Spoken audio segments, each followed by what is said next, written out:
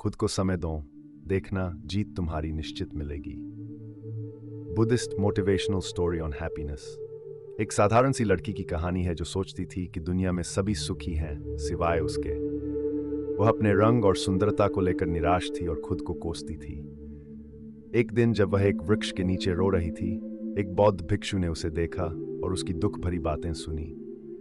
भिक्षु ने कहा कि अगर वह उसे एक सुखी व्यक्ति से मिलवाएगी तो वह उसे एक ऐसी चीज देगा जिससे वह सुंदर और सुखी बन जाएगी।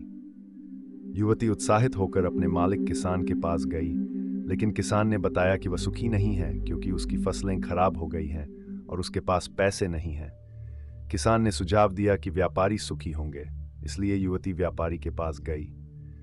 व्यापारी ने उसे बताया कि वह भी सुखी नहीं है क्योंकि उस पर बहुत जिम्मेदारियां हैं और उसे हर आदेश का पालन करना पड़ता है। इस प्रकार युवती ने कई लोगों से पूछा, लेकिन हर किसी ने अपनी समस्याओं का जिक्र किया और बताया कि वे भी सुखी नहीं हैं। युवती की निराशा बढ़ती गई, लेकिन उसने हार नहीं मानी और आगे की खोज जारी रखी। हमारे जीवन में सकारात्मक बदलाव लाने में मदद करता है। युवती ने यह समझा कि असली सुख और सुंदरता बाहरी चीजों में नहीं बल्कि मन की स्थिति में होती है। राजा की बातों ने उसे यह एहसास दिलाया कि वह अपने जीवन में संतुष्ट रहकर ही सबसे सुखी हो सकती है। जब उसने अपने भीतर की सुंदरता को पहचाना तो उसकी आत्मविश्वास में वृद्धि हुई और वह अपने जीवन को नए दृष्टिकोण से देखने लगी। उसने महसूस किया कि दूसरों की तुलना में खुद को कमतर समझना एक भ्रम है।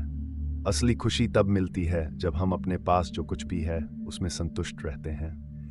यह समझते हुए कि सुख का स्रोत हमारे भीतर है, उसने अपने जीवन में सकारात्मकता लाने का निर्णय लिया। बौद्ध भिक्षु की शिक्षाओं ने उसे यह सिखाया कि अवचेतन मन की शक्ति का उपयोग करके वह अपने लक्ष्यों को प्राप्त कर सकती है।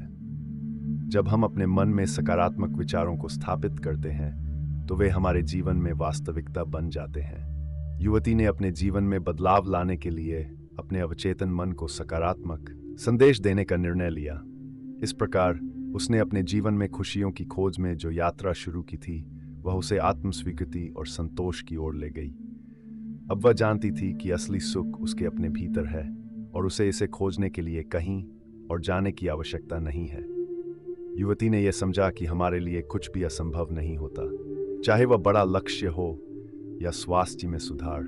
पुराने समय में लोग बिना तर्क वितर्क के बातों को सुनते और समझते थे, जबकि आजकल लोग इसे अंधविश्वास मानकर नकार देते हैं। लेकिन असल में यह हमारी खुद की शक्ति पर संदेह करने का एक बहाना है। जो हम अपने मन में कहते हैं वही हमारे भीतर बन जाता है। अगर हम खुद से कहते हैं कि हम अशांत हैं तो हम सच में अशांत हो जाते हैं। वास्तविक शांति तब मिलती है जब हम अपने मन की बकबक को शांत कर लेते हैं। हमारी बुद्धिमानी भी हमारे अवचेतन मन का एक रूप होती है। चेतन मन नई चीजें सीखने में मदद करता है, लेकिन भावनाएं जैसे क्रोध, कामना और आलस्य हमारे भीतर पहले से मौजूद होती हैं। ये प्रवृत्तियां अपने आप विकसित होती हैं, चाहे हम किसी इंसान के संपर्क में हों या न हों। अवचेतन मन कभी विरोध नहीं करता और जो भी बाहरी चीजें हैं उन्हें हम सीख सकते हैं, लेकिन आंतरिक भावनाओं को महसूस किया जाता है।